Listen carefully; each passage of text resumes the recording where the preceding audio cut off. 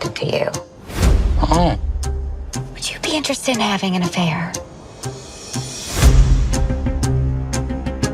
Love and Death is about a murder, the events that led up to that moment, and the trial that follows. It is a story about two couples who live in a small town in Texas and are friends. They go to the same church, they sing in the same choir, their kids play together. You have fun? Candy Montgomery is someone who sets her mind to something and figures out how to do it. The challenges with Pat and Candy's marriage, it stopped being about them and it kept being about what she needed and what she needed more of, but not really knowing what it is that she needed to satisfy herself. You always want more.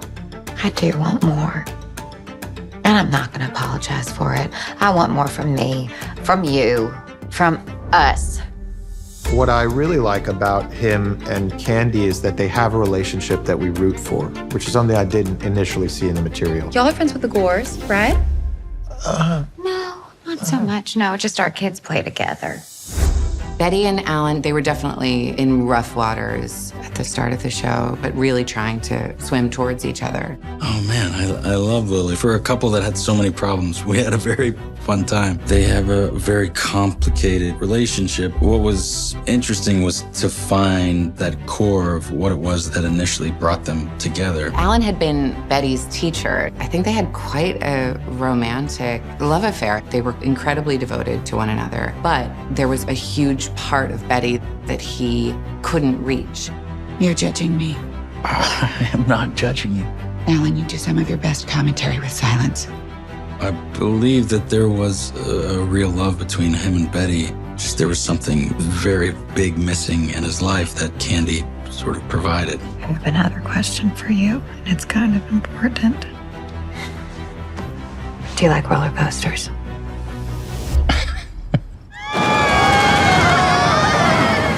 At the start of the series, Alan and Candy didn't spend too much time together outside of church functions, volleyball games. And I propositioned him with an affair. I think we should think about it some more, think about the hazards, and decide whether or not we're willing to take the risk. Alan is extremely methodical, someone who's maybe easily dragged along in life. One of the most unsexy things to think about is an affair that takes 6 months to plan. When I was reading it, I was like, come on, this is crazy. And then I looked it up and I was like, wow, this is actually their conversation. Shall we set a date for the affair to begin?